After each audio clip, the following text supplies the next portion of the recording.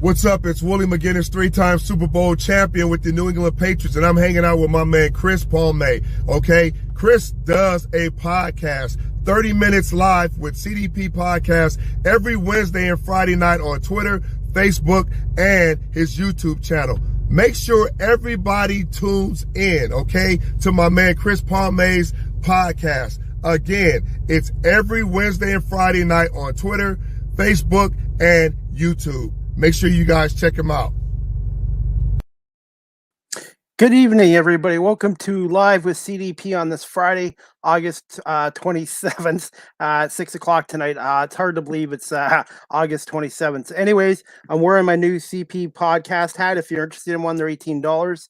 My friend Laura makes them. And like I said, and she also did one of my mugs too. I'm drinking tonight too. If you'd like a Live with CDP mug, please let me know. Anyways, and that's my friend Laura. I'm looking forward to my guest tonight, Gary Aguto. He is the co-owner of Everything Fitness here in Guelph, a gym, and also the Elite co-owner of the Elite Fighting Academy as well. And he's also a co-host of his own podcast here in Guelph, The Balance 519. So I'm looking forward to having Gary on here tonight. So just give me 1 second, guys, and I'm going to bring on my friend Gary. And I'm looking forward to the podcast with Gary tonight. Hey, Gary, how you doing, buddy? Hey, what's up? What's up? Good. I'm so excited to be on your show, bro. Well, hey, like I said, you're the expert. This is only my first full year doing this, but I really appreciate this is coming great. on. Yeah, this is great. Especially seeing it develop from when you started and then to getting it to where it is now. It's like, wow, you've grown so much. It's been awesome watching it. Well, thank you so much. And like I said, I love doing this. This is something I have a passion for. I love talking to people. I like asking questions and learning stuff. Yeah, that's great. That's how you know you're doing the right thing. If you love it and nobody has to get you out of bed to do it or to think of new ideas, then you're in the right path. So that's what they say. I was going to say, and this technology is great. I wish they had this 25, 30 years ago because gosh, I would have taken broadcasting instead of law and security. I would have for sure. Definitely. But I use StreamYard and it's great, man. I love it. Yeah, just seeing how it looks, like when you had me, it's different than Zoom, but I think it's better. Oh yeah, especially for this. Yeah, my friend in Philadelphia, Jamie, who's helped me with my podcast, told me about StreamYard, and I'm using one of their professional StreamYards, and I can put video clips of my guests on here. I can have up to 10 guests on here, and then I can, like I said, I have a ticker where it's got your Twitter thing. Yeah, I see. That's awesome. I got your website for everythingfitness.guelph.com, everything. Yeah, no, it's wicked. I like it. Well, thank you. So professional. Well, no problem. I still got a long ways to go. I'm still working, Gary, on building my audience. Like, I just have to keep at it. It's going to take time and stuff, but I'm just hopefully one day somebody will give me an opportunity in radio. Yeah, and that's all you can do. Just keep putting your content out there. How was your day today? Good. Oh, it was good. We just got back from the Falls. It was another one of our staycations that we booked them in the winter just because with lockdown we didn't know what would happen. Mm-hmm. So we booked all these things, seeing that maybe in the summer we'll be able to go here, but with the COVID rules, you're allowed to cancel within 48 hours. So just in case we wouldn't be able to go, then we could cancel it. But all of a sudden we forgot about it. It came up on our calendar saying, "Oh, you have a stay in Niagara coming up." And we're like, "Oh yeah, remember this that we booked?" So we ended up going, and we lucked out. The weather held out. It was the Sheraton. They have this new cabana and rooftop pool. So we were able to utilize it, and it was a good time. And the casino paid for the keg dinner, so we got lucky at the casino, and I paid for the keg dinner. So you're lucky because where I work, a lot of people that do the casino, they end up not with happy faces on. No. So I'm glad you had some luck with that. But like I said, sometimes, but at least it happened that night. How was the traffic going? How was the traffic going there? Because when I went last Saturday, the QEW was as bad as it's ever been. Like it was so we went Thursday at around noon, and it was okay going, but the other side of the highway was bad. And then we left around noon, thinking that same thing was going to happen, but no. Now going home was nice and clear, and then coming back was or going to Niagara was just jammed. There was a parking lot. I just couldn't believe it that we avoided it, either way. So we got lucky. Yeah, because when I went, it was bad getting there on Saturday afternoon, but Saturday night it was not bad at all. So it's just that QEW to Niagara is basically a hit. It's a crapshoot, 50-50. Yeah, it is. It is hit or miss for sure. Yeah, yeah. And then I had to fight with Ticketmaster a couple weeks ago because they didn't want to refund my money for a Billy Joel concert in Buffalo. Oh, yeah, that you couldn't go to. Yeah, so me and a whole lot of people from Ontario and Canada were going to social media and the mainstream media saying, hey, Ticketmaster took our money, but they don't want to provide us a service. And the problem was the U.S. government has kept the land borders closed. So that's right. So they felt the pressure from us, so they refunded us money. I told Ticketmaster I wanted to go, but unfortunately it was out of my hands with the U.S. border keeping their land borders closed. And I wasn't going to fly, and I wasn't going to fly from Toronto to Buffalo. No. So yeah. So well, that's good. You got the refund. Well, yeah, and I'm also getting back with Rogers TV, and I was volunteering with the Guelph Nighthawks, and I will be doing Guelph Storm games soon. So it's kind of nice to be doing that again. So I do miss going to the States and my sporting events because being in a stadium or an arena is my happy place. Yeah, no, I could understand that for you, especially for this. This is what you love to do. Yes, that's where you want to go. So definitely, that's the future, bro. That's where we're gonna see you. We're gonna see you out there. We're gonna know that voice. Oh yeah, we're gonna hear that voice. Oh yeah, buddy. I hope so one day. I just have to keep working at it, Gary. It's like anything, practice. Yep. I need to apply what I'm doing here with fitness too, because that's another thing I was gonna talk to you a little bit tonight about fitness and nutrition and stuff like that. So are you okay for time? Like 45 minutes? No, we're good to go. Yeah. Okay. No problem. First question I want to ask you, Gary. Can you tell my audience just a little bit about yourself? And when did you decide you wanted to pursue a career in co-owning a gym and as a bodybuilder, trainer, fitness, and then into the trainer, fitness, nutrition career? So I'm from Kitchener originally. I was born and raised there. And then you go through the tough times of being a teenager, a rebellious teenager. So I got in a little bit of trouble, and it was like, hey, you gotta stop getting in trouble, get a job, find something you like to do, and stop hanging around the bad people. So I started doing that, started getting work. And then I had this thing about wanting to be a personal trainer. So I was doing this job as a car detailer at National Tilden. It was like a car rental place, so I had to just clean the cars as the renting people came through. But each time I was on break, I'd be calling all the gyms in Kitchener, like calling and, are you hiring a trainer? Everyone said, oh, are you certified? And I was like, no, not yet. And I didn't even know. You have to get certified to do this? I thought you just need to know how to work out. So getting shut down. Then the gut truck driver of that route, he came through and he started chatting to me, and I asked him where he worked out, and he said he worked out at Prime Time. And then I was like, oh, where's that? Because I knew all the gyms in Kitchener. He said, oh, it's in Guelph. And I go, how far is Guelph? And he's like, it's just 25 minutes from here. Like I never went to Guelph, like I was like stuck in my Kitchener bubble. Like I went to Toronto every now and then because I did a lot of Taekwondo tournaments when I was younger. But other than that, I never knew Guelph. I didn't know it existed. So I said, 25 minutes away. I'm like, oh, that's not that far. Do you know if they're hiring any trainers? And he said, oh, I don't know. I can find out. So I didn't think anything of it. He came back the next day doing his route, and he gives me the number of the guy that owns it, Doug. And he says, this guy says call him because he might have an opportunity for you. So, so from there, I called Doug. And I don't know if you know who Doug Slonwhite is, but he's like a huge, I guess he is the godfather of bodybuilding and fitness to Guelph. He's been in the business for over 30 years. He's had so many clubs here, like the Matador, Doug's Gym. He ran Today's Fitness, and then he had Prime Time, and then Stay Fit. And then we ended up taking it from him. But he was a competitive bodybuilder, like from the 80s. And he actually got me into bodybuilding, and I never did it before. And I was a really heavy set guy. I think I was like, I don't know, I wasn't in shape. Like I was like 270, just a big guy that was strong. I wasn't lean at all.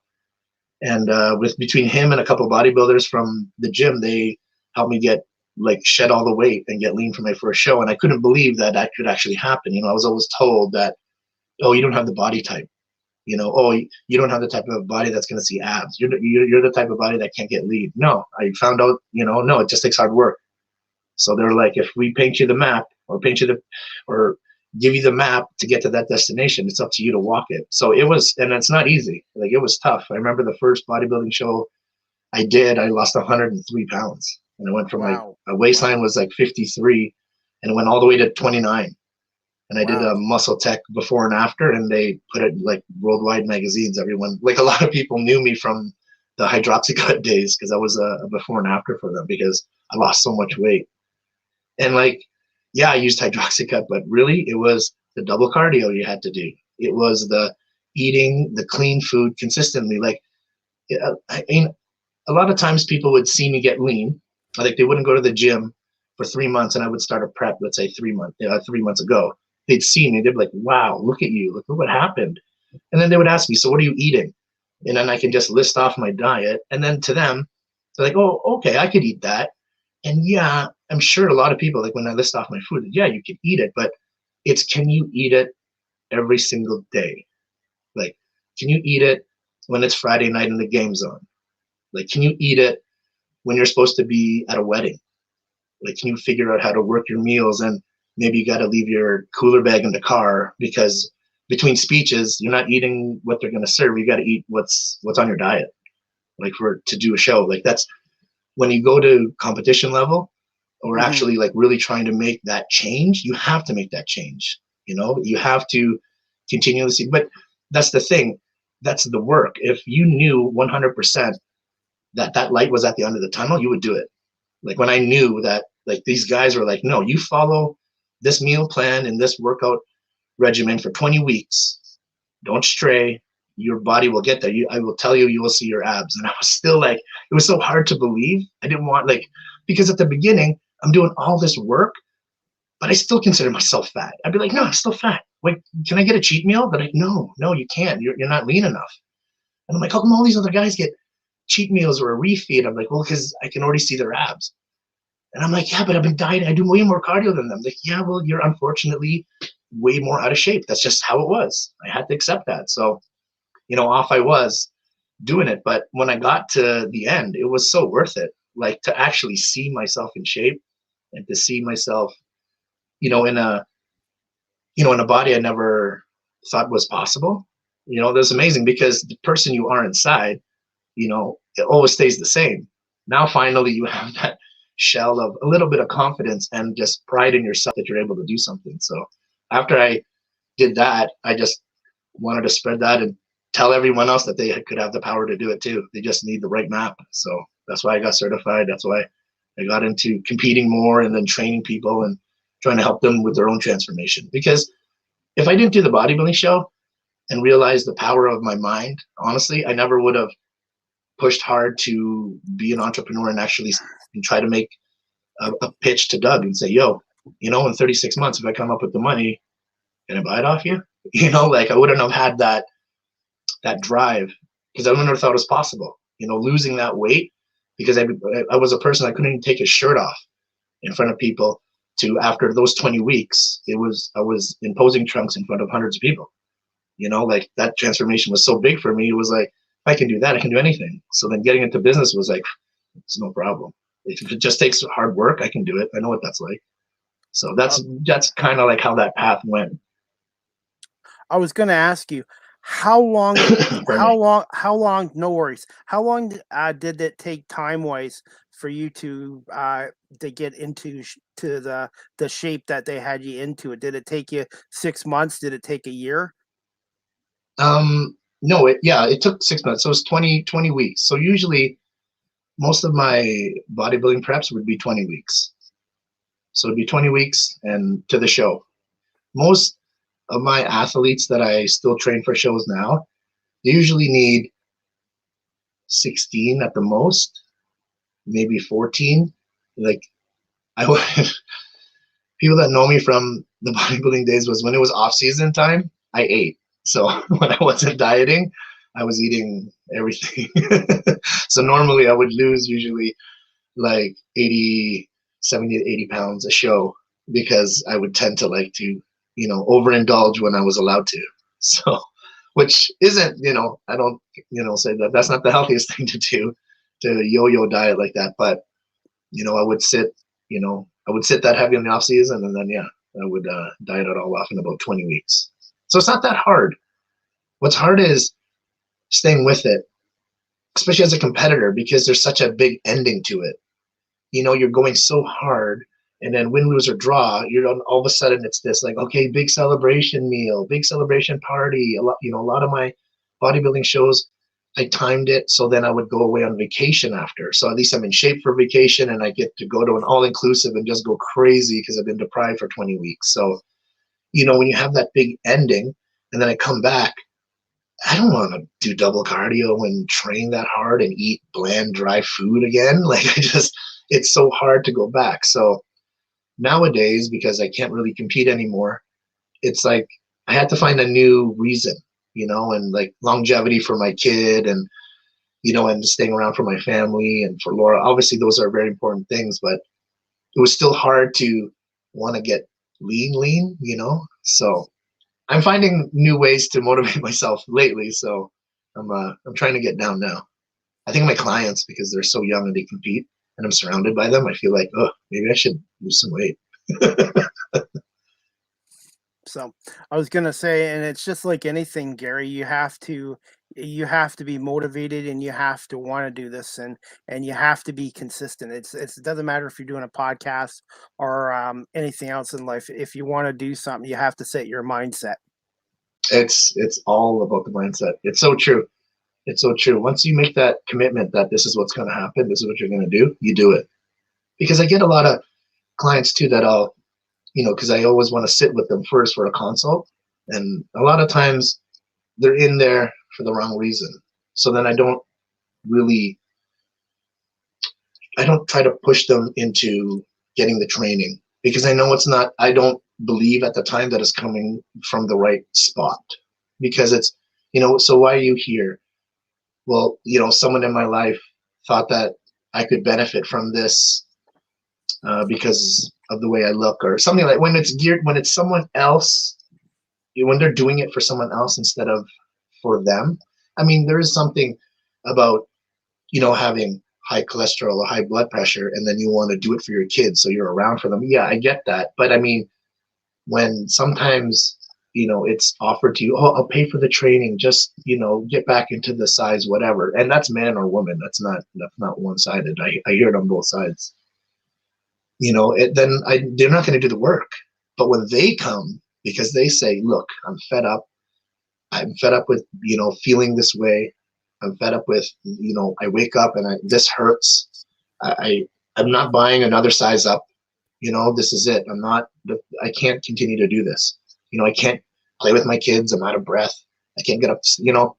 Once they come to me because of those reasons, then it's like, okay, let's do this thing. And then you see them, they break their own records. Like, it's crazy. The thing. And a lot of them, like, I've had so many people come to me just wanting to change, like they went through a bad breakup or something big major in their life, and they need a huge change, and getting in better shape was the first place they wanted to start. They wanted to start with themselves.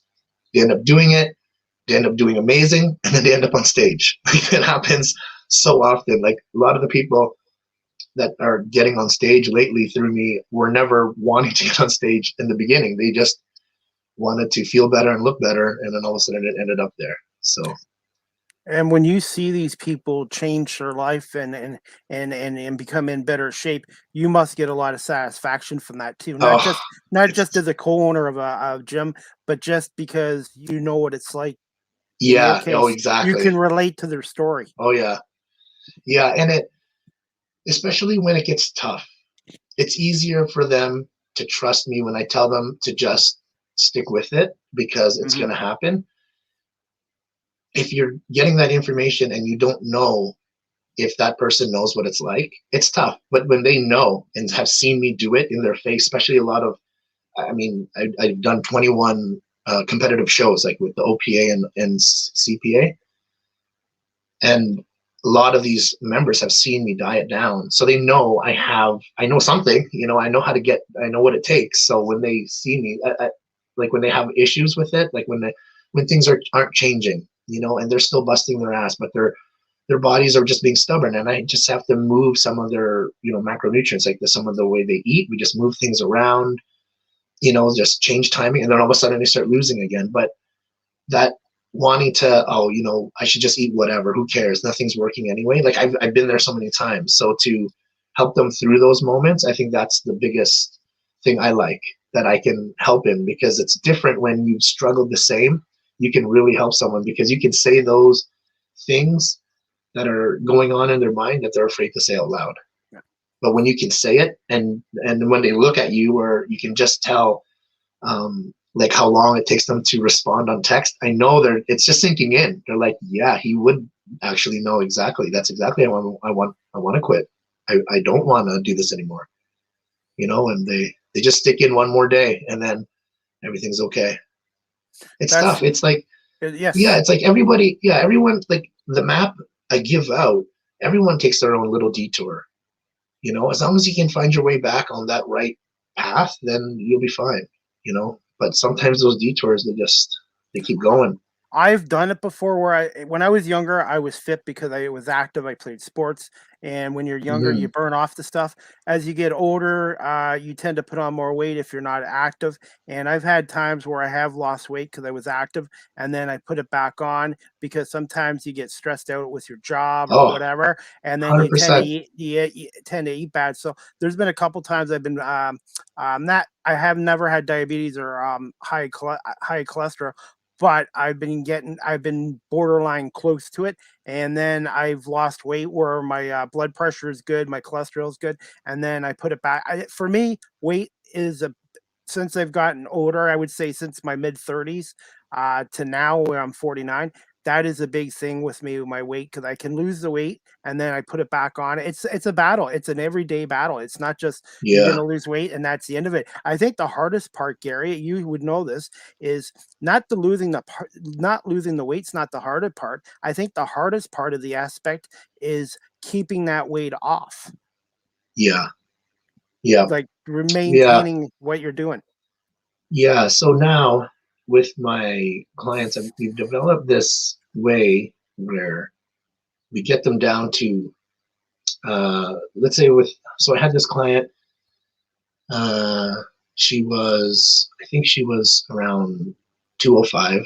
Doesn't matter, I'm not going to name any names, so it's okay. But she was 205, and we got her down to like 149. I think that was the number she wanted to break, was 150. And not an athletic person, like not a gymmer, you know, not someone, like it was new to them. The diet, eating, you know, a different way was very new. But then we got her, and once she was down, we got her to a point where she could just eat the meal plan basically Monday to Friday afternoon with her training. And then she was able to do whatever she wanted to, like from Friday afternoon till Sunday night. And it's not that she was going to just go crazy and do whatever she wanted, but she didn't have to pack meals. She didn't have to eat on a clock.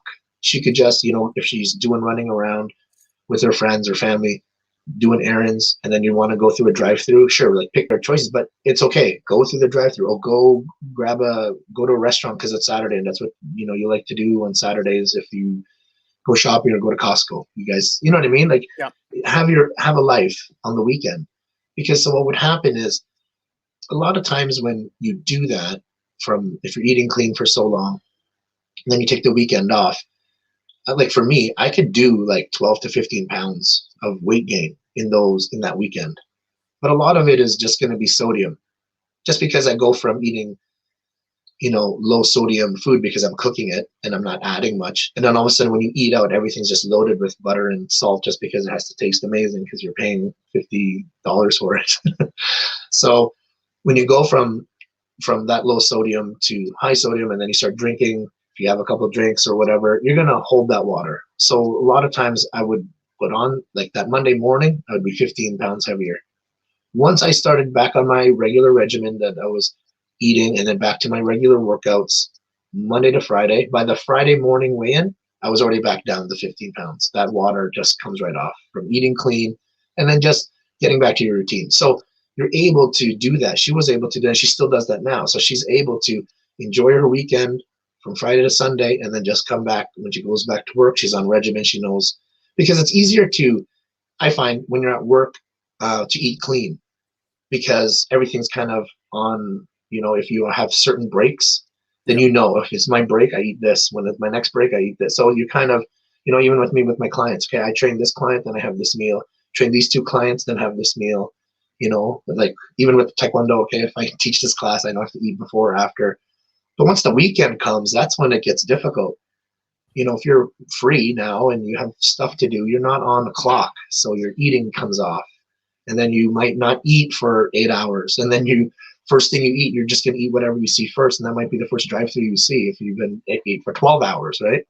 So that's when it gets bad. So if you can get down to your, to your weight goal, usually there's a way to eat clean through the week and then eat a little freely on the weekend, and you can maintain where you end up. Okay. That's usually where I try to get my clients at. Okay. And it's doable. My next question I was going to ask you, Gary.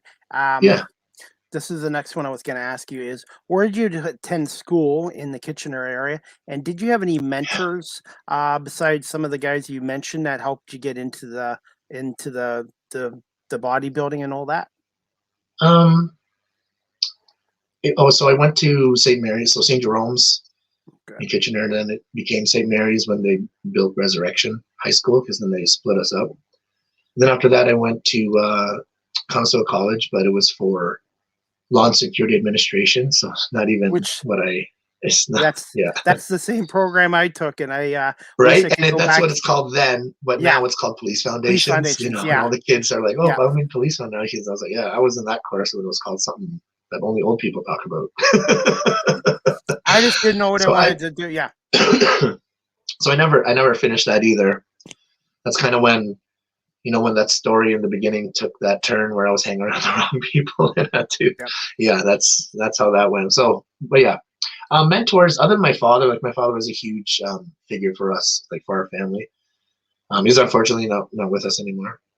But no, like my mentors, because I didn't really smarten up until I got to Guelph. So thank you, Guelph. Like I love Guelph. Guelph's like, man, my life turned around when I came here. It was amazing. Like Matt, like my daughter, like everything that's going on here, it's all because of Guelph. So thank you, Guelph. But yeah, when I came here, that's when I like basically wanted to start over, like just be able to just be me. When you're a teenager, you always have those issues of trying to fit in and doing all that stuff.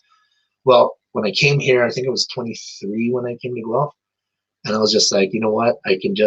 Nobody knows me. I can just be myself. I don't have to put a front of what high school, because people judged you there, probably like what they would do here, like what high school you went to and who you hung out. It was just one of those things.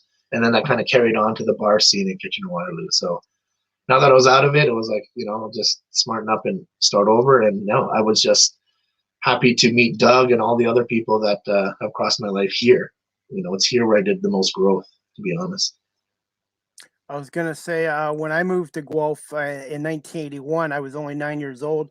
I came from Oakville, and to be honest, it took me about 5 years to adjust to Guelph, because at the time I was only 9 back in 1981, and I lost my school, I lost all my friends, everything tough there. And when you're a child, it is really hard. When my parents moved from Oakville to Guelph, because Oakville back in 1981 was getting too expensive, so they figured we'll move to Guelph, where our house is only $49,000 at the time, and it's a lot cheaper. Guelph was only 48,000 people at the time, and now 40 years later, Guelph is exactly like Oakville. But it's hard, especially but like I said, it was hard for me for about the first 5 years being in Guelph, because my grades went down, because it was a hard adjustment for a kid to go from one city to another. And then back then there was no internet and no email, and you couldn't really keep in touch with people from that other city, even though Oakville's only like 40 minutes from Guelph.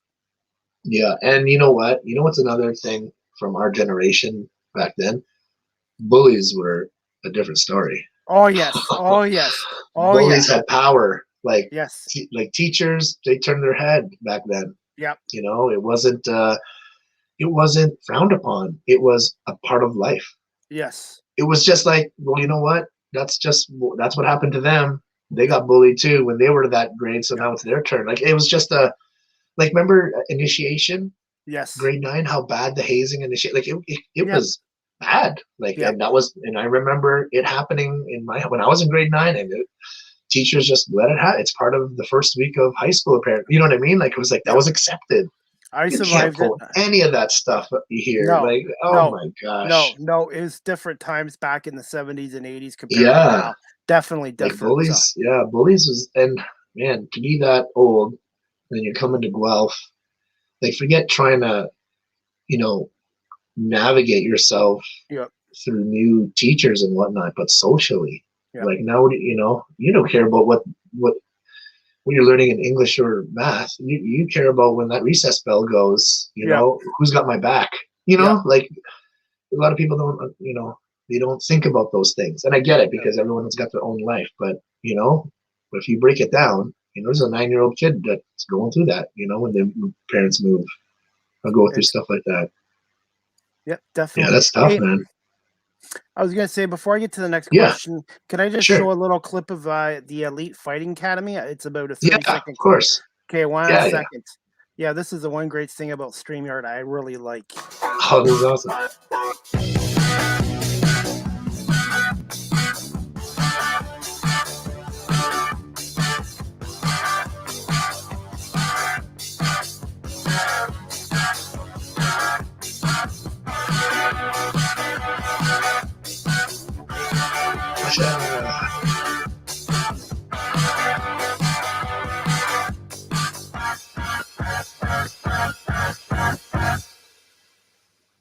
Awesome. I'm all jacked up. Could you hear that okay? Stuff. Could Yeah, it was awesome. Yeah, like I said, so every guest I come on here, I try to find a video clip. It could be 2 or 3 minutes, or in that case, I just figured it's just, because that was going to lead into my next question too. Yeah. And that's going to be, when did you, along with your business partner, decided to start up your own business, Everything Fitness Gym in Guelph, along with the Elite Fighting Academy? So Mike and I was with Doug at the beginning, and then I got Mike to quit his $80,000 job to work for $8.25 with me on the whim that maybe in a year we'll be able to buy Doug out. So that's basically what he did. He toughed it out, and the guy had a mortgage and stuff back then.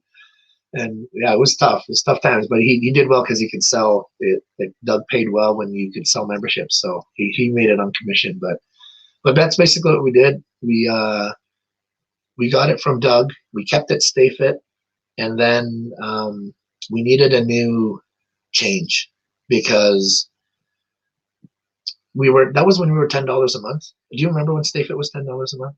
Yeah, you were I known believe for so. the 10 because that's when World Gym was doing it and all those other clubs. Like, that was a big thing, but things needed to change. And I remember at the time it was $10 a month, but if you wanted to add tanning, then it was $10 a month. You wanted to add guest privileges, $10 a month.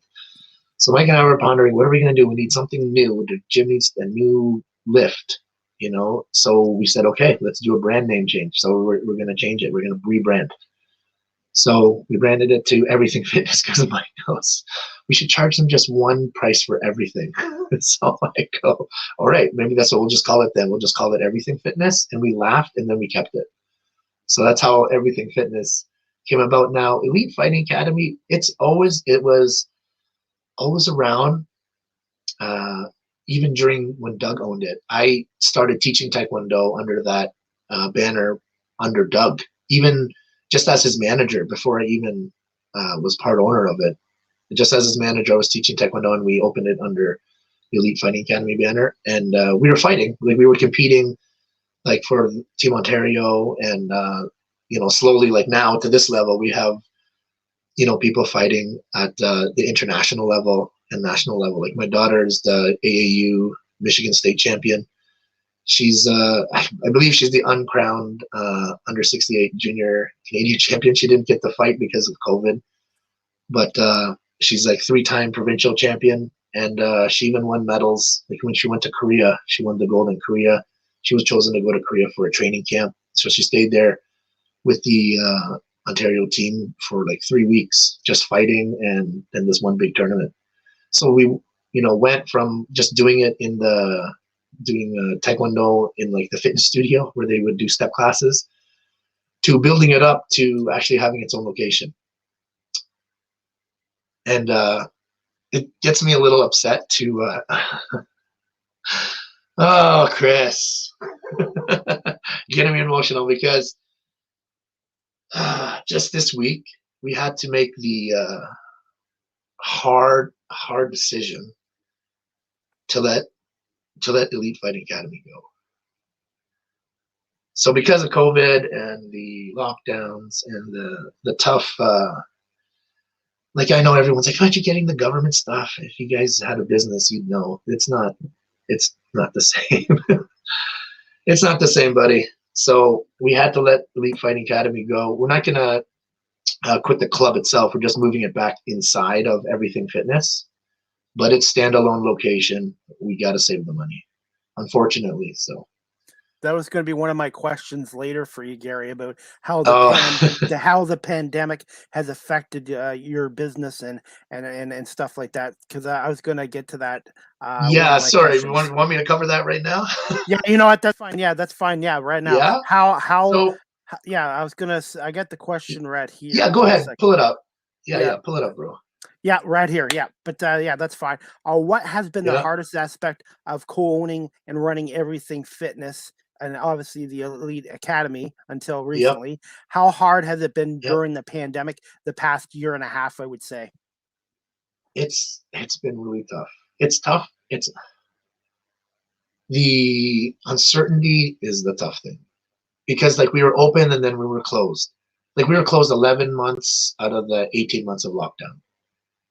And like the government, we're giving the businesses all this stuff. Well, let's say the government gives us 65% of our, of our expenses in a month. Well, who's really going to come up with the 35 if we've been mandated to close? It just doesn't make any sense. Like there's still loans. Like we had money saved because we were doing really well. Like the club was rocking. Like, pre-pandemic, we were doing really well. The club was at a really good spot, and Mike and I were actually pulling away a little bit from the club and trying to open and figure out new things that we could get into and expand our own, our own things, not necessarily in the fitness industry, but save that money. But once the pandemic came, that money we had saved for the new equipment, it went to pay to keep us afloat. Like we weren't taking any payments, but all of our loans and leases were still coming out. Like even hydro was still coming out. Like our hydro bill, it's like around, I don't know, $4,000 or $5,000 a month. Wow. But yeah, and that's when we're operating. But then sure, we'd shut all the lights off, the TVs were unplugged, all the treadmills, everything. So even when Mike and I worked out, we only worked out during the day so we could have sunlight, because we didn't want to use actual hydro. Like we needed to save that money. We don't have money coming in. Well, it still cost $1,000 to $1,500 a month just to bring, because you have to pay to bring that much wattage over to your building, whether you use it or not. So that carrying fee or whatever, that's still coming out. So you had all these bills coming out, and now the landlord's saying, well, I need that other, percentage that wasn't covered. So like there's no, all these people want all this money and we don't have that extra money coming in. And then the government gave us, oh, you're getting 2 hits of the whatever, the 20,000, 40,000. It's a loan. Like we still have to pay it back. Like like with the landlords, they're not made to lose, but we are. It just made it tough. And then like we get that little bit of light. Oh, you're in red zone. Well, so we can only allow 10 people in the club at a time. We couldn't bill regular. We couldn't then start billing our 2,000 members. if only 10 people could come in at a time, it didn't feel right to us. So we had to do it on day pass. So how do you pay, you know, $30,000 rent with $5 day passes? Wow. You know, like it's just not, so that's hard. And then even in a level orange, it was still, I think it was 20, 35 or something like that. 35 still isn't that, you get the complaints. You know, like I can't get in, I can't get a time slot, you know. And then the other thing that you run into is people that are only supposed to be there for an hour, they stay longer. But then we had to keep count because public health and bylaw will check, right? So we have to check, oh, excuse me, you know, you're over your hour. And then they get, you know, they might get ignorant with the staff because they're just finishing. And it's like, but this person's waiting outside because they can't enter the building because we can only have 35 people at a time, you know. So that got tough, and then shut down again. And then it happens with our employees. You got to make a new ROE, then you got to rehire them, then you got to put them back in QuickBooks, then you know, so. And then the other thing was, after the last lockdown was the longest one, we called back I think we had 7 employees, only 2 came back. So we had to retrain people and get them, you know, and then to us, we're like, are we retraining, you know, these people? Because that comes more out of pocket, because now we got to keep someone on to hire this person. So it's double the expense. And are we doing this just to shut down from the scare of this 4th wave? Like, you know what I mean? Like, are we doing all of this again just to shut down? So yeah, it gets tough. That part was tough. And then there's even the other side. So we're finally open. And then, you know what happens? Members start, you know, oh, this person didn't like this, and this person's forgot to wear their mask from that area to that area. And I'm like, oh my gosh, can we all just get along? Like, you know, let's not shut the club down. Let's all just try to work out, like, you know, because there's exemptions. We have legit exemptions, you know, in the club, and we honor that. We can't not say no exemptions. No, if you know, have an exemption because you can't wear a mask, then you can't wear a mask. Yeah. You know, if you're wearing, I don't care if you wear one or if you have exemption. No judgment. You do what you do. You know, like that. You know, everyone can come work out. You know, we're that club. We don't care. Follow the rules. You know, if you're exempt, then keep your distance. You know, there are still rules for people that are exempt, and you know, we enforce them as we should. And but we let everybody should still be allowed to do what they are wanting to do, and they're paying for membership. So we're trying to still provide that. But yeah, money wise, it's been tough. And then yeah, like I just said, we had to let go of the new, because we had 2 units to make the Elite Fighting Academy. So both those units, just because it was at the time, even when we moved over, we still didn't have enough. We had close to enough students to just about break even, but the other club, Everything Fitness, was just rocking so much that it didn't matter. We could carry Elite Fighting for years if everything stayed the same. But then now with the huge loss in members and a huge loss in revenue, it's just, we can't take the extra rent at the time. So yeah, like I said, the club, the club in the spirit of Elite Fight Academy is still going. Like, my daughter's still gonna fight. She's gonna hopefully win the Canadian Championships this year, and hopefully she still gets chosen to go to represent Canada in December at the Junior Pan Am in Colombia. It's another one she's waiting on the call for. So she's still fighting. All my guys are still fighting. So we're still gonna carry the name. Still gonna go, and then hopefully we'll be able to move out again once we get big enough again. And one thing too, Gary, I personally have not heard of any COVID cases or outbreaks from gyms. Seriously, No, I have not heard of exactly. Like, it's just like, you have everyone at the club, you know, like I said, most of them are wearing masks, but they're all carrying a cloth sprayed with Virox, which if you look up Virox, it kills COVID on contact. Like, and every 3 hours we fog the gym. We have a fogger that fogs Virox. You know, like we do. So imagine all these things in place. I don't see any of the major places we shop at, which I shop at all the time. They don't do half those things, and they're still allowing it to happen. There's not all these crazy cases coming from. So if you're, you know, controlling the club and they're being super, super clean, then please, like, just keep us open. Like, we had a hard time. We were supposed to be able to open under the Disability Act. Yes. even when we were locked down, and we actually got a lawyer to go to battle with us, but the Wellington Dufferin Public Health was, very strict on their interpretation of what that law says. So we weren't able to do it, which we should have been. We should have been able to open with that as well. But that's another, so another time where we've been forced to close, and we're just trying to, put food on our table ourselves. Like to a lot of people, I get, when we first closed, they were so mad that they lost their gym and they had to buy equipment. And I totally get that. It's like the best place even for me to vent and let go of all my stress. But, yeah, you guys were losing your gym. And I was like, crap, Mike and I, how are we going to pay our rent? How are we going to feed our kids? Like those were the things that were going through our minds. So, but, we're open now. So we're trying to stay positive. We're going to keep it going. We're not stopping. We're not going to quit.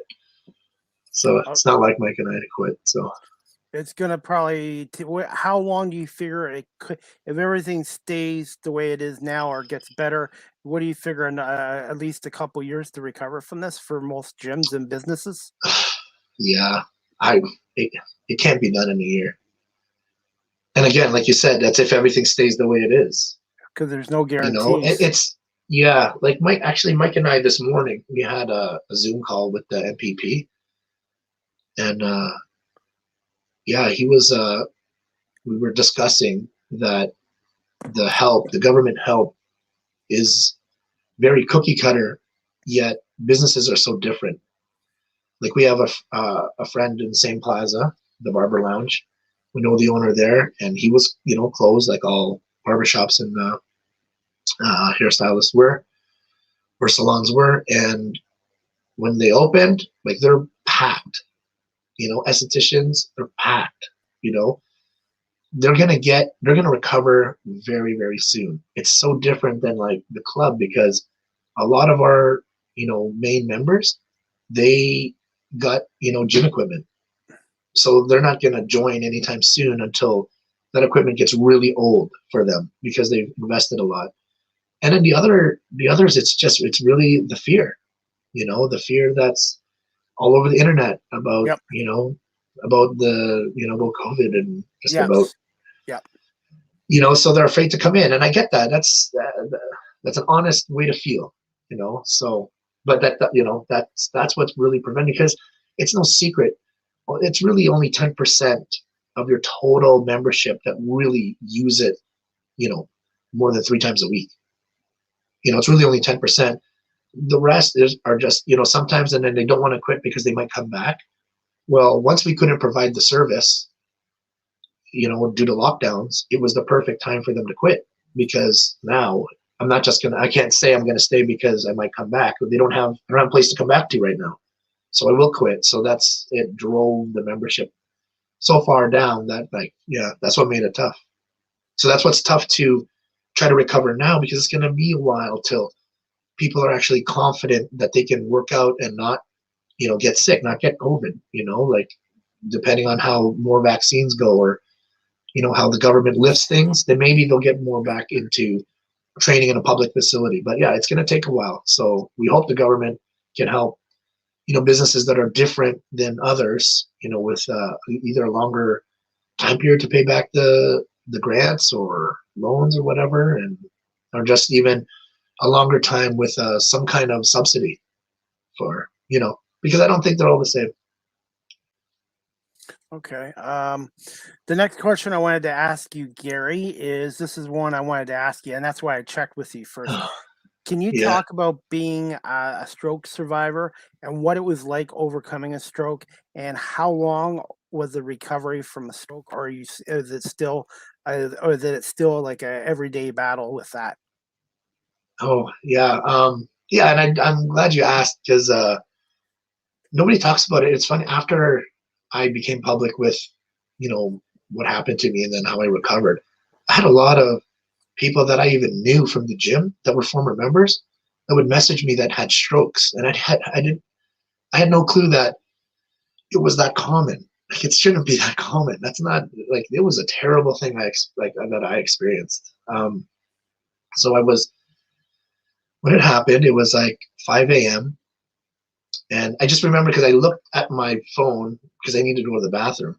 And then when I came back from the bathroom, I laid down. It felt like something popped in the back of my head. And my eyes started to go really funny. So they were shaking. And then they kind of felt like they were going in circles because I had a TV in the corner. And then it looked like my TV was whipping around me. And I didn't know. And I knew I was laying down. And then it felt like hot oil was being poured all over my body, like burned, like I was being burned. I don't know. It was the oddest feeling. So then I started getting sick in bed, and I didn't want to make a mess in bed. So I wanted to get to the bathroom. And when I went to get out of bed, that's when I realized my arms and legs didn't move. And I fell to the ground. And then I started to panic because I was home alone. There was no one in the house, and I was in a basement apartment. So thank God I yelled for Siri. I don't know if you saw my video that Siri saved my life, but honestly, Siri did save my life. So I couldn't see. I lost my eyes. I was blind, and then I was partially paralyzed because I couldn't move my arms or legs. So I yelled for Siri. Siri answered, and then Siri got help, and the ambulance got there within 15 minutes. I remember because I was suffering from this, like the vertigo was so bad I couldn't open my eyes. I remember feeling around. I remember this being like a huge mission for me. I was like, the ambulance is coming, and I'm in my underwear. I got to get these jogging pants on. So I remember feeling around for the pants and then just being able to wiggle myself in these jogging pants. It's like the weirdest solid memory I have because I don't remember much from the stroke, but I remember not wanting to be embarrassed when they come through the door. Like that was such a big deal. But they finally got me there. And I had a Waldenberg syndrome. So it's a brainstem stroke. It hit both sides of my brain. I didn't have my eyesight was gone. Probably it started to come back after maybe 72 hours. I still couldn't use my eyes, but I wasn't blind. I just couldn't see the light because the light would make me sick. But then I couldn't use my hands and I couldn't walk. I didn't even have a core. Like my stomach, like I couldn't pull myself up in the hospital bed to eat. They had to pull me up. Anyways, it was sad. It was tough because being a Taekwondo instructor and being this like dominant mentor for these kids, and the parents always use me. You better listen, or you better get that homework done. Or I'm going to tell Sir, and when Sir finds out, he's going to give you trouble. I was always that guy. When I got hurt, and all those kids came to see me, oh man, that was hard. It was hard for them, and it was hard for me because I still wanted to be that guy. But they were so devastated. They were like, "Oh my gosh, sir, are you okay?" They were like trying to crawl in bed. They were hugging me. They were crying. I felt so bad for these kids. It's like their hero got kryptonite for the first time. But I think about a month. So it took a month. Like after, I forget how long I was in the General, because I was in General for a while. They didn't have you at St. Mary's? No, I was here. Okay. Like I was here, yeah. And then after they moved me to St. Joe's for rehab, inpatient. So I stayed there for a month. And that was my big goal because they're like, hey, this is your make or break. You want your driver's license back? You want to walk again? It's here that it's going to happen. So when I knew that, I was like, okay, everything. Like I remember there was times I asked, and I couldn't walk yet. I was still in a wheelchair. I asked them, I'm like, am I allowed to use this, what's it called? The physio area? It's like a little gym. So I was like, am I allowed to use this area even when I don't have an appointment here? They're like, yeah. So I would literally wheel myself in there and like use the cables and use the stuff to still work out my arms, just to do something. Like I just knew any little bit of movement and remembering, they would give me padlocks to use keys with to unlock and relock because I lost the motor skills of my fingers. They even had to get me reading because my mind would still jumble words. Like I still had to make sure reading patterns. Like there was so much mental and physical recovery when I was at St. Joe's. It was rough. But the crazy part that really motivated was my father was dying of cancer. in another hospital in Kitchener. So my poor mother had to visit her husband in one hospital and then drive to Guelph to see her son in another. Like my mom, man, strongest woman ever. But I wanted to see my dad again. Like I was like, there's no way my dad's gonna die while I'm trying to learn to walk. So that was a huge motivating factor, which it worked out. I was able to walk. Actually, in that video, we did a crushed cancer bodybuilding show that Guelph holds or used to hold annually, and we did it for my dad, who unfortunately passed right before the show. But we did the show, and I was able to be on stage 7 months after relearning to walk. So that was a big deal. I don't know if that's why I can't train like because I think my body's like, that was the last show you're getting after this stroke. And then I fought one more time. So a year later, after that, still wasn't satisfied. I still wanted to try out one more time. So I got in the ring. It was just it was like executive black belt division. So black belts that were my age and my weight class. So still fair fighting. The guy was big, but yeah, and I fought. I did one more fight in the ring after the stroke. Again, just to say that you can do it. Like that was the hardest thing. Like if I didn't have really that motivation to see my dad, I say that now, but no, I can't. I was just so driven to get out. I just didn't want to be that way. Once the doctor told me, he said, it's up to you now to decide if you'll walk, and it's up to you now to decide how you recover. And I was like, how is it up to me? He goes, well, you need to remake all those pathways in your brain to do those things that you used to do. They need a detour because the original way just got fried, basically. Wow. But he goes, that's on you. So when he said that, when it was on me, then I was like, okay, if I just force myself to do it and keep practicing, it's on. Yeah. He said, yep, get out of here. So I did, and I was able to get out. It's nowadays I just actually met with my doctor, not met them, but did a phone call about my stroke recovery. I still have, I only sweat on the left side of my body. It's this funny phenomenon that everyone at the gym gets a kick out of, because it's a dead line in the center of where you'll just see me pouring sweat here and then totally bone dry on this side. The other weird cool thing about the left side is I don't feel temperature and I don't feel pressure. So when I go into a pool or I go into Grand Bend, and everyone's like, oh, is it that cold? I'm like, no, it's not that bad. Well, I'm cheating because only half my body can actually feel the temperature of the water, which I learned the hard way because I went to shave my head for the first time and didn't know, because I was using the left hand and I'm left-handed, that I didn't know the water was really, really, really hot. So when I got shaving cream on the other hand and I put that hand under the water, oh my gosh. Then I learned, so I can't feel temperature. That's why my hand and arm is red, red, red. So yeah, so things like that. And I can't do stairs well. If you see me walking and training clients in the gym, totally fine. You wouldn't know that anything ever happened. But if you see me walk any of those stairs that are by the change room and by the cardio, you would think I squatted 500 pounds the day before. But no, it's just my hips, because I don't have any sensation on when I should step in my hips because of the numbness. So yeah, that's still an issue, but you know what? I'm happy that I can see. I'm happy that I have memory. I still can remember things from before the stroke. I do honestly have a hard time remembering new things.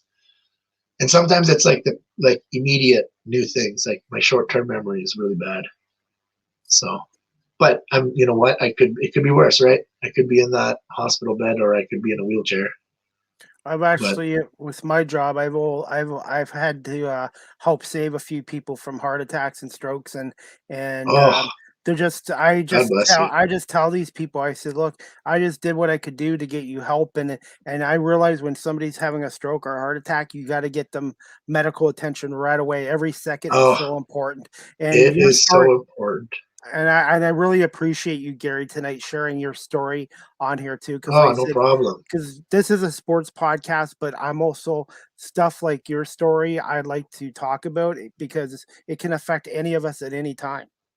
Yeah, and anybody, any of your your fans, your followers, anybody listening, if you know anyone that is suffering or has suffered from a stroke and they're, they want some help or they want some guidance, definitely you can message me, hit me up, or come see us at the club, and definitely I'd like to help you as much as I can, even if it's just someone that can relate, like that. A lot of times just someone that can relate to what you're going through is a big deal. When you're not alone, that's enough sometimes. So if you have suffered from a stroke or, are trapped in a physique that you want to change, I get that too. Definitely come see us. Come see me. I'd love to talk to you guys. Are you okay just for a couple more minutes and just get a couple Oh, more of questions? course. Yeah, Okay. go on. Okay. But This is awesome. Thank you so much for sharing that, because like I said, that can happen to any of us at any time. And Yeah. And I really appreciate it. That's why I wanted to ask you ahead of time before we went on, because I wasn't sure Yeah. if you were comfortable sharing that or not. And I do that with my No, guests. definitely. So, And because even when you mentioned that, when you helped people, and you need to do it fast. You need to do it immediately. Like those people were definitely lucky that you were there, because to get the medical attention as soon as possible is the biggest thing. I had yes. 2 TIAs when Laura and I first started dating. So that was a huge crash course that we have a code when I tell her it, because I might not be able to speak, because I couldn't talk when I had my first stroke. I lost my vision and I couldn't speak really after I made that call to Siri.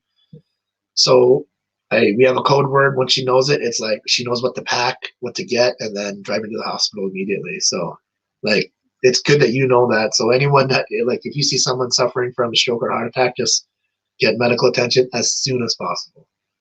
And As soon as possible. And you're right about Siri. That really came in hand. That's kind of Oh saved my gosh. lives. Yes, if you have, I'm sure you don't need an iPhone. I mean, for Siri, yes, you need an iPhone, but I know Android has their own. But just make sure it's active and you use it. I always tell people, like, they're like, okay, I turned my Siri on. I'm like, yeah, but have you used it? Like, every now and then, just test it. Instead of, calling home or calling work, just be like, hey, Siri, can you call the gym, and then see if it works. Just so your voice is trained. Because when you need it, you're going to be panicking. You want to make sure that your Siri can, or whatever device you use, can hear you. Okay. Next question I wanted to ask you, Gary. Yeah. When did you and your co-host, Little Dragon, decided to create and start up your own podcast, The Balance 519? Yeah. So when the first lockdown happened, that's when we both did, right? Didn't we both start our podcast when the first lockdown happened? It was around the same time. I just assumed, sorry, Gary, that you've been doing it for years, because I was like, wow, this guy's really good in that, and he must have been doing it for 2, 3, 4 years. I So. appreciate it. No, but I did go really hard. Like I was a big Gary V follower. I still am. Really good motivator, especially when it comes to entrepreneurs. And then during the lockdown, he started talking about, having a podcast. He talked about it being like the cool kid that had the party in high school. Everyone will talk about it. It's that you're to have that ability, because I needed a way to talk to all the members, because all the members kept messaging me, like the ones I train, or they would message us on like through our website or through social media. Just like, what's happening? How long are we locked down? Are you taking the payments? Should what do we do? Like, it was just so much. So then I built the podcast so I could just send that out, and I just made one. Okay, guys, this is what's going on. This is what's going on with the gym. This is what we know about masks. This is what we know about, whatever. So I needed that info to get out there, and then it just became I started recording one night. Didn't even know what I was going to tell everybody, and I just started rambling about whatever, and then people started listening. So that's when they started to turn it, but it was just me at the time. And then, as when things, if you're not consistent, they start to go off to the wayside, and you don't think about it. So then my podcast started to slow down. And then Little Dragon, he works out at the gym, and he's always been my computer tech guy. So every time I have an issue with the gym or with my own computers or whatever. He's the guy that fixes it. Like, he's a programmer. He knows everything. He's that computer guru I got. So then I was talking to him about rendering and editing, and he was really fast at it. So that's how we started talking. And I was like, hey, do you want to come on this show with me? Just so I have someone to, because I found a lot of times too, is I wish I had somebody to work off of. Like, how you interview everybody, just like this, what's happening right now. I wanted somebody on my daily that I could banter with. Yeah. About random stuff. Because so then I asked them, could you? Yeah, sorry, I didn't mean to cut you off. Go ahead. No, go ahead. Sorry about that. I was gonna say, I know how hard it is doing it solo, because the first 4 or 5 months of my podcast, I couldn't get anyone on. And to be honest, I wasn't the best at it in 4 or 5 months, and I had to keep working at it. But in a way, it was tough for me, Gary, doing it solo for 4 or 5 months without any guests.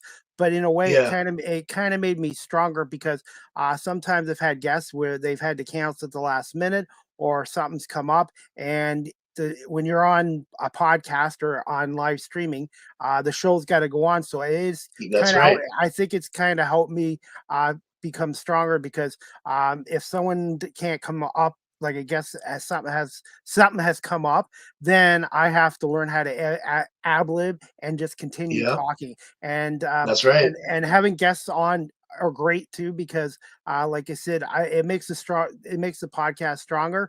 But doing it solo for 4 or 5 months, I do believe has helped me in the end. Yeah, for sure. Because you got to be quick. You got to be quick on your feet, know what you want to talk about. Well, yeah, so then he came on, and yeah, it's been kind of good ever since, because my big thing was the editing. Like, I could get all this content. I still have so much on my computer. A podcast I did, but you know what it's like to edit it, to make it perfect, and then you got to go on all your platforms to load them, and I just didn't have the time, especially when we would go from lockdown, like I just said, when we would go from lockdown then to reopening. I had no time to do a podcast when I was trying to find employees and trying to make, the new booking. Okay, we can only let 10 people in the building per hour. And, just Mike and I running around like chickens with their head cut off, trying to get the gym going. I couldn't do the podcast. So now that I have Little Dragon, it's easy. We do the podcast. I leave it with him. All of a sudden, I just got to make the thumbnail. Boom, magically it shows up on YouTube. And I just got to do the other stuff. So even lately, he's been on me, because I've been really busy trying to get the last bit of summer out, Yep. And then, like, again, we reopened not too long ago, so we still chat. We there's a lot going on, because we do cover Bitcoin and crypto a lot, and it's funny because we didn't know that there was a lot of people following for that part of the podcast. People were messaging and saying, like, what's going on? We're waiting on your new news and what's going on in the market. So it's like, oh gosh, people actually look at us for that. So that's good. So at least, because you know what it's like sometimes when you're doing it by yourself, or just even with this Little Dragon and I don't think anyone's listening. I'll just start blabbing whatever. I'm like, I hope someone's listening out there. Yep. And then you get all these likes and comments, like, oh shoot, people are listening. That's amazing. Yep. It just takes one, buddy. Well, and the thing is, at first I was worried about the numbers, because I wasn't getting a lot.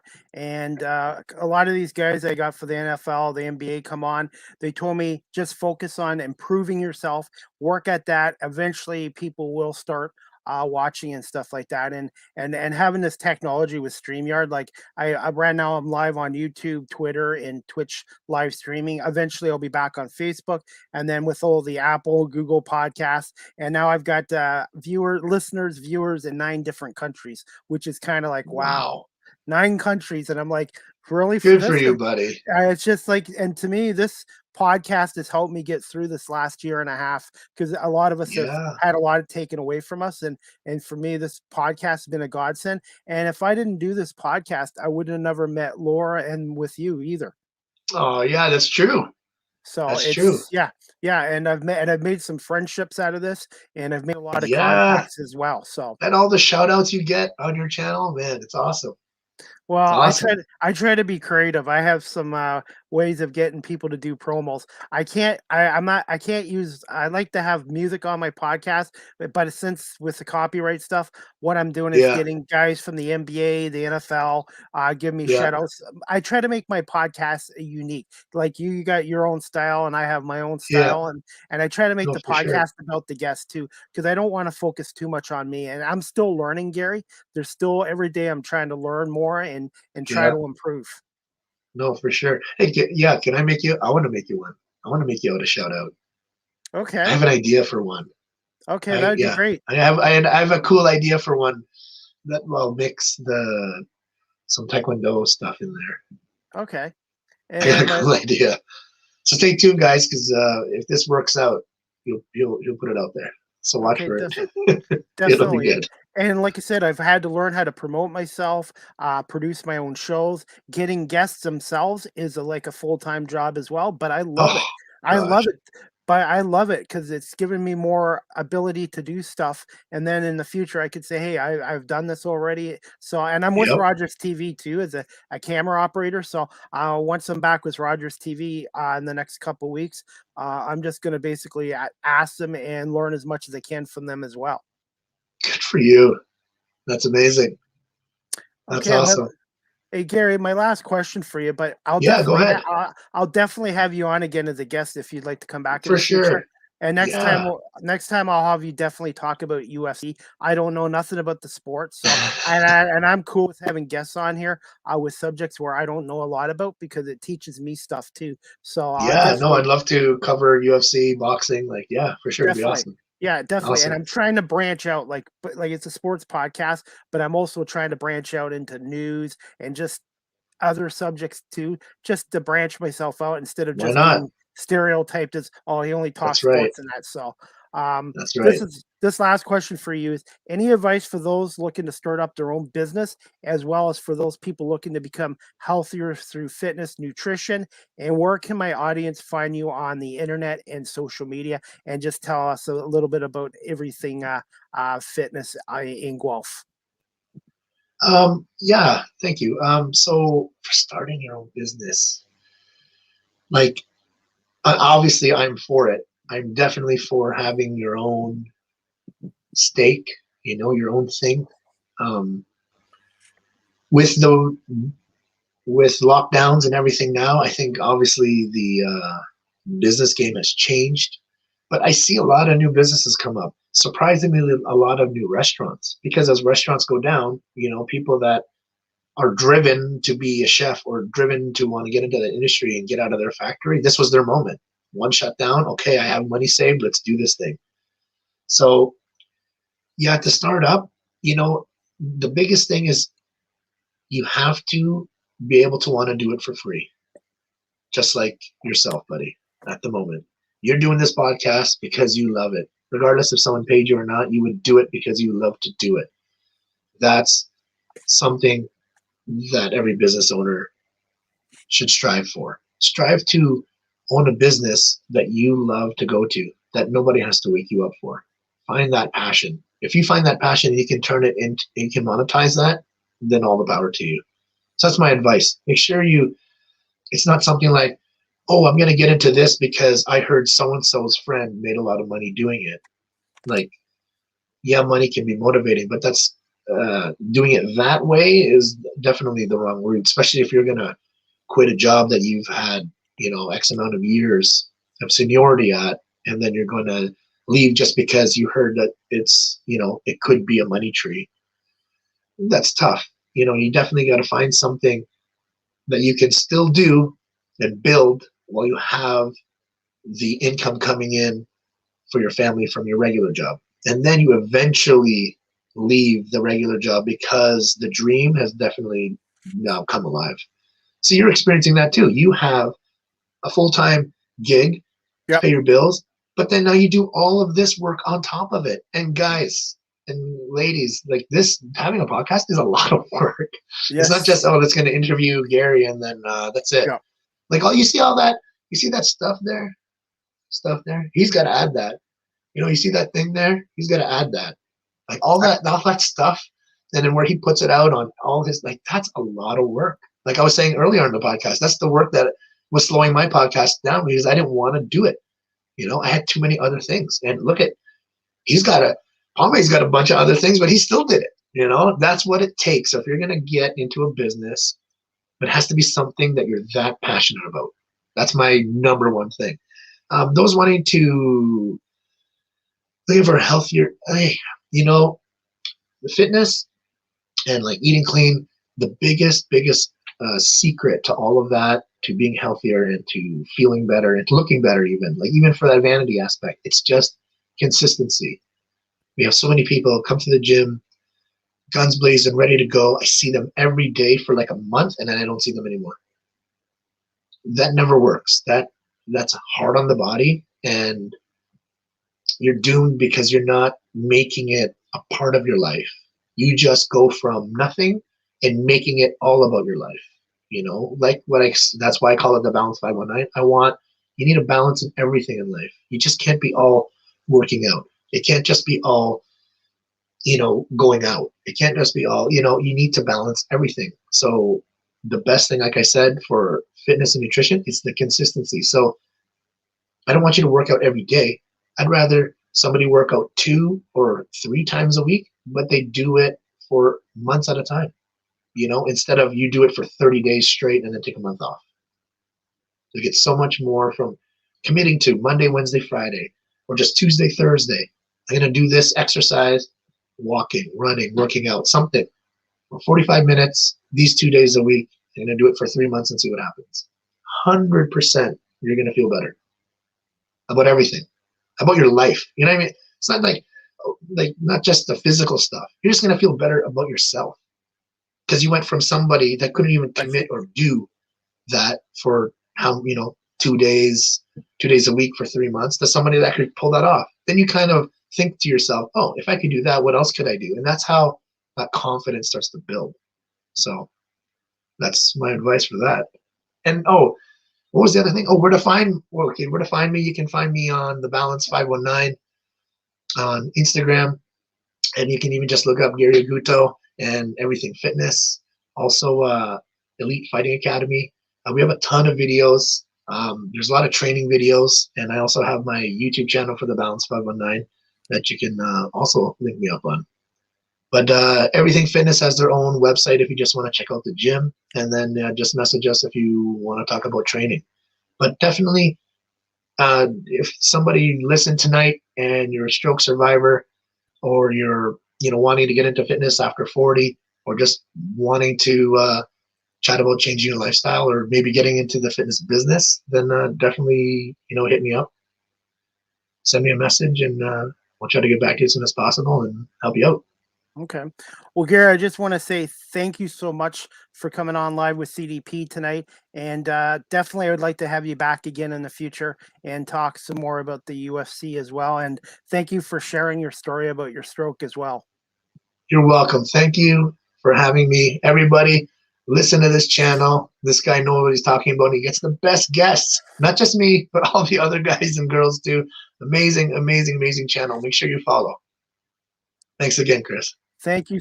Thank you so much, Gary. Say hi to Laura, and we'll be in touch with you soon, Gary. I will for sure. All right, guys. See you later. Bye-bye. Have a good night. Thanks, Gary. Take care. Thank you. Yeah. Anyways, guys, I hope you enjoyed my podcast tonight with Gary Aguto. He is the co-owner of Everything Fitness in Guelph, along with the Elite Fighting Academy, and he's also a co-host of the Guelph podcast, The Balance 519, with the Little Dragon. So I really appreciate Gary coming on tonight. You can also follow Gary on Twitter at Aguto Elite on Twitter. He's also on Instagram, and he's also on Facebook as well. And you can check out their website, everythingfitnessguelph.com as well. And before I go, guys, just to let you know, as always, Live with CDP podcast, the audio version, which I download after this, is always on Google Podcasts, Anchor FM, Apple Podcasts, Breaker, Pocket Casts, Radio Public, Spotify, Castbox, and also on my LinkedIn page. If you want to follow me on LinkedIn, I also put my audio version of my podcast down there as well. And you guys can also follow me on TikTok. I joined that 6 weeks ago at Live with CDP. That's at Live with CDP on TikTok as well. Like I said, guys, I really appreciate Gary coming on today, and for everybody watching. And just going to do some comments. Mark Richardson, you're one of my loyal followers. Hi, Chris. Hi, Mark. Thank you again for watching as always. Really appreciate it. Mark, good guest. Thank you, Mark. I'm very lucky to get great guests to come on my podcast, and I hope you can follow Gary as well. Gary's a really good guy, and if you ever need someone to talk to you about nutrition or fitness, Gary's your guy. So thank you so much, Mark, for watching. I really appreciate that. And I want to say thank you to everybody watching live on my YouTube channel, on my Twitter page, and also on Twitch live streaming. Eventually, I will do my podcast again on Facebook. I had to create a new Facebook page, long story, but I'm back on Facebook for now anyway. So, but like I said, guys, just going to wrap this up in a minute. Let's see 1 second, guys. My next podcast. Oh, here's some other information. My website, Live with CDP, will be coming soon. Hopefully, in the next couple weeks, we'll cross our fingers. CDP podcast hats. If you're interested, DM me. And if you would like one of a Live with CDP mug, they're only can't really show it here. They're $15 as well. And Live with CDP merchandise podcast shirts are 15, coffee mugs are 15, and my new podcast hats are 18. Shipping is extra if you're out of Guelph and out of country. And some other sports news, guys. The Detroit Tigers are back at Comerica Park tonight for a 3-game series against the Blue Jays. Tonight it's Matt Manning pitching for the Tigers against Toronto's Stephen Mays. Pardon me. And some other news. Philadelphia Eagles wrap up their 2021 preseason tonight with a game against the New York Jets at MetLife Stadium. Their final preseason game, kickoff 7:30. You can listen to the Eagles radio network with Merle Reese, who's in his 45th season, and Mike Quick as well. And Merle's one of the best in the business. And I also, guys, some other Eagles news while I'm here. I got Merle Reese on here. And what other thing? Let's see. The Eagles will rest most, if not all, their starters against the Jets tonight. This article was courtesy of the bleedinggreennation.com. Nick Sirianni's the head coach, so he feels that the joint practices with the Patriots and the Jets has gotten their number one starters ready for the season. And tonight they're not going to play any of the first stringers. Personally, as an Eagles fan, I would have liked to seen Jalen Hurts get in at least 2 offensive series with the first string offense, but the weather conditions also in New York were probably a factor too. It was pouring down rain there before kickoff, and I'm not sure if it still is or not. So you guys can listen to the game on 94 WIAP in Philadelphia too as well, or the Eagles app as well. So like I said, guys, the Eagles regular season will start up on Sunday, September 12th, 1 p.m. kickoff against Matt Ryan and the Atlanta Falcons. And then they play the 49ers, then the Cowboys and the Kansas City Chiefs. So the Eagles' first 4 games are gonna be against 4 quality teams, and it's not going to be easy. So we'll see what happens. But fly, Eagles, fly! And like I said, guys, some other news tonight. CFL tonight at 7:30. The 0-2 Tiger Cats take on the Montreal Alouettes, who are 1-0 on TSN's Friday Night Football, as Hamilton's looking for their first win of the season. Their first home game of the season. It will not be until Monday, September 6th, Labor Day here in Canada, against their arch rivals, the Toronto Argonauts. And some other NBA news today. The Cleveland Cavaliers have acquired Chicago Bulls restricted free agent Lauri Markkanen on a 4-year, $67 million contract as part of a 3-team sign and trade agreement, sources told ESPN on Friday. The Cavaliers are sending, they're sending forward Larry Nance Jr. to the Portland Trail Blazers and a 2023 second-round draft pick via the Denver Nuggets to the Chicago Bulls in the trade. Sources said Portland also trades Derrick Jones Jr.'s and a lottery protected 2022 first round pick to the Chicago Bulls, sources said as well. So that's some of the big NBA news tonight. Anyway, so when I wrap up the podcast in a minute, I'm going to be watching the Eagles Jets game, or listening to it with Merle Reese and Mike Quick, and also the Jays Tigers game is on Sportsnet tonight as well. So before I wrap it up, I do have a podcast next week, guys, and I'm just going to put that right on here. And let's see, I'm just going to put the gentleman's picture on here too. It's a gentleman from Buffalo that's coming on, and that's going to be Stu Boyer, the longtime Stu Boyer, the former longtime sports anchor of WGRZ and Channel 2 in Buffalo, New York for 35 years, is going to come on live with CDP this Tuesday, August 31st at 7 o'clock. And Stu is going to talk some Buffalo Bills football this year, the 2021 Bills team, and talk about maybe a new stadium in Buffalo. And I might get Stu